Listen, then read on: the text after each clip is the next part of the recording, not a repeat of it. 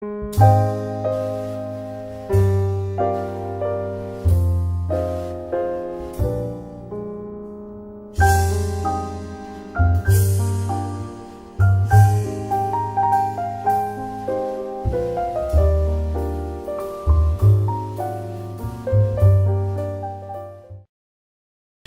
I'm Carlotta Brandy, and I am from Los Angeles, California.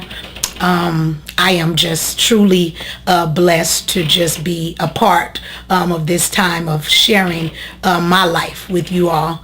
And I want to start from the beginning so that you will know that it's only by the grace of God that I'm sitting here being able to share with you today. As a child, I grew up with a very, very big family.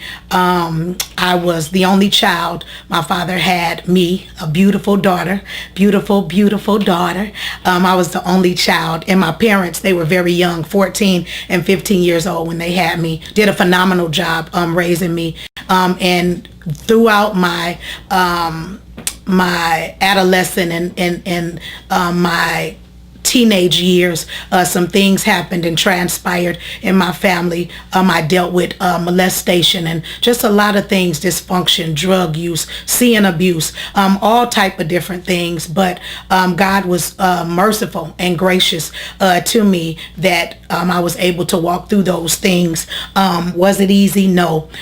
Did I have a lot of emotional things? True enough, yes, I did, because of molestation, because of abuse, because of neglect, different things of that nature. And as I began to grow up, I began to just try to look for love in all the wrong places, and looking for love. And as I became a teenager, I was very promiscuous, getting in different relationships, things that was harmful to me at that time, and did not have a relationship with God. But as time went on, I became destructive. I did all type of stuff. I would be here all day to tell you how messed up I was, but just doing things that wasn't right, having sex, dealing in different type of relationships that wasn't healthy, putting myself at risk. And because of the result of my behavior, I ended up having 2 children out of wedlock that are truly a blessing from God. Now, I did not make the right decision, but I know that God blessed me with 2 amazing children, Akil and Essence, now, which is now 14 and 16 years old. But during that process of having children and going from relationship to relationship, I experienced a lot of abuse, domestic violence abuse. I became abusive and full of rage and anger and just a lot of different things. And I was in a downward spiral, didn't know where to turn, didn't know what to do, didn't really have too many people that I can go and talk to at that time. But I met a man named Jesus. I met a man named Jesus at 19 years old, giving birth to my son at 19. And the Lord changed my life. I moved to Las Vegas, Nevada, and tried to get my life back on track. But being in Las Vegas, you know, like they say, whatever happens in Vegas, it stays in Vegas. But the truth of the matter is that I was in a lot of trouble and very bound by sex and money and just a lot of things that was drawing me at that time. And so I started, I was drawn by a young lady named Ronise Washington. She asked me to go to church, and I told her, I said, you know, I don't go to church. I don't want to go to church. And I was very, very hard, very hurt, very broken, very discouraged, very mad and frustrated, and didn't even realize where all of this stuff came to. But she told me, just come to church with me. And I said, okay, I'm gonna come to church with you one time. And I did. And that was the course of the beginning of my life. And I never stopped seeking God from that point. But it was one amazing contact that she made. And she knew that I was in a bad state, in a bad condition, and my life started to get better as I began to embrace my relationship with God.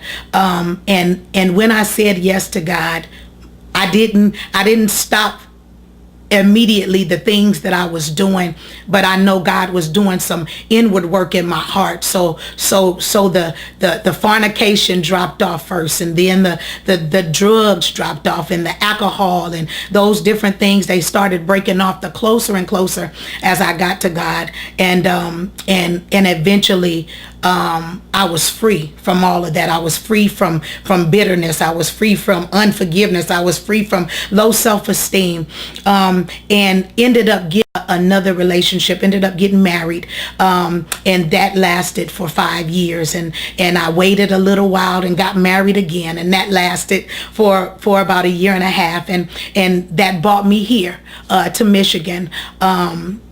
It brought me to Michigan, but there was a purpose in all of that. And that purpose is that God was trying to show me, even in the midst of what I was going through, was that he loved me. And even though I may have been divorced, even though I made bad decisions, he showed me his love. And during the process of me being single, and me finding my way, and me battling with who I was, because I know divorce and abuse, those things weigh on your emotion. They deal with your self-esteem. They tear you down, and you begin to look at yourself like you don't amount to anything, like you're not capable, like you can't accomplish. But all in that, I learned that there was a purpose. And a lot of times we look at things and we say, why did I go through that? And as I look at my life now, it's like, why not? Because it was all for a purpose and a plan. And once I got here to Michigan, yes, I was in a broken marriage, but God healed me in the midst of that, and I got connected to a faith family that was able to minister to me, not just part of me, but the whole man, my emotions and in my life. And so I started to begin to see change in my life, going through my divorce and going through being single, with my children, building my relationship back with my connecting with people, building myself up as a woman of God, and finding what my value was with God by myself in intimate relationship with him. And after 4 or 5 years, I would always get up in church and say that I needed a husband. I desired, to have a husband. And I always said, you know what, God, if you could just give me one more chance to get this thing right. If you can just give me one more chance to love again, one more chance, because that's what I desired. I desired family. I desired to be loved. I desired to give this love that I had in me to someone else. But one thing that I knew, in order for me to find true happiness and wholeness, it had to come from God first. It had to come from God first. So my happiness, my sufficiency, my dependence was on God. And so therefore, when God brought this wonderful, amazing man into my life, it was all a divine purpose and a divine plan. And yes, I was ready. Yes, I felt that I loved myself enough to be able to embrace a relationship. Yes, I was healed from things of my past. And so the Lord did bless me with an amazing husband.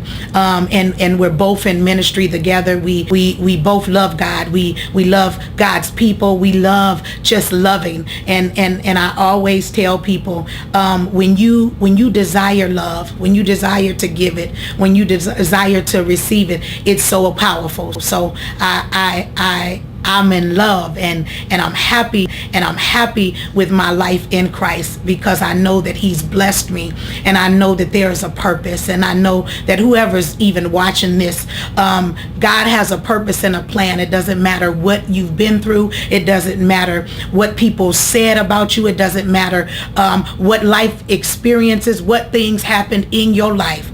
You can make it. You can make it. You can make it. And God is so powerful. And even with that, the Lord has not only blessed me to have a husband, but he's blessed me in ministry to be able to minister to young girls, and to be able to minister to broken women that have been abused, those that are emotionally abused. And I love to empower. I love to give information. I love to speak the word of God over people's lives so that their lives can be transformed. And I knew that everything that that I went through, what good would it be if I went through all those things and I know that God has brought me out, and I'm not able to share that with someone else? I'm not able to open up my life and open up my heart and share my experiences so that other women, and just people in general would be empowered and be encouraged. So I'm on a journey of empowering. I'm on a journey of wanting to see marriages prosper. I'm on a journey to want to see young women love themselves and be secure in who they are, because we're living in a time where young women don't know their value. They don't know how significant they are. They don't know which way to go. And if as long as I have breath in my body, I want to be that conduit and that instrument that will be able to encourage and inspire young women to see their value and to be very influential and be empowered. So I'm just encouraged today that I could help someone through my experiences, and just know that purpose, you live in purpose. I'm living in purpose right now, and purpose, no matter what has transpired, God always has a purpose and a plan. And I know without a shadow of a doubt, when you surrender and you submit your life to an all-powerful God, the sky is truly the limit, and the doors are open. Things can happen, prayers can be answered, things will change. And I say that because I was a woman sitting in a place thinking that I was just in a place for a specific reason, but God had a plan for me, had a plan to bless me and my children, to be able to show us that we were valued and we were significant. And he did that by way of me sitting still, seeking the face of God, bringing such an amazing man in our lives that changed our whole world with one thing: the act of love and his submission to God. So I just encourage you that there is purpose. You can walk in purpose. And this year in 2015, just know that you are in a place of purpose and destiny, and no one can stop you from reaching what you know that you can do but you. No one can do that. You have the power, you have the ability to do what it is that you are designed to do. You have it in you because God is in you. Be encouraged. Keep smiling. I love you.